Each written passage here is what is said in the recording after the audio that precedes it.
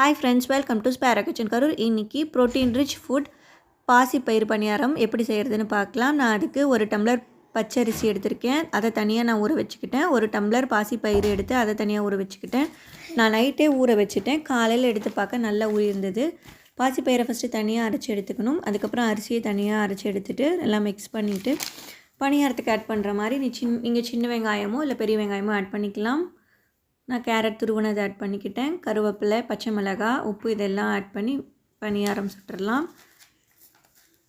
இதில் அதிக நார்ச்சத்து இருக்கனால சுகர் பேஷண்ட்டுக்கு சுகரை கண்ட்ரோலாக வச்சுருக்க ரொம்ப யூஸ்ஃபுல்லாக இருக்கும். அது இல்லாமல் இது கெட்ட கொழுப்பை நீக்குது. வாரத்துக்கு ஒரு வாட்டி இதை எடுத்துக்கணும். ஹார்ட்டுக்கும் ரொம்ப நல்லது. இந்த பணியாரத்தோட டேஸ்ட்டும் நல்லா இருந்துச்சு. நீங்களும் இதே மாதிரி ட்ரை பண்ணி பாருங்கள் ஃப்ரெண்ட்ஸ். நல்லா இருந்துச்சுன்னா லைக் பண்ணுங்கள், ஷேர் பண்ணுங்கள், கமெண்ட் பண்ணுங்கள். மறக்காமல் எங்கள் சேனலை சப்ஸ்கிரைப் பண்ணுங்கள். Thanks for watching. Bye friends.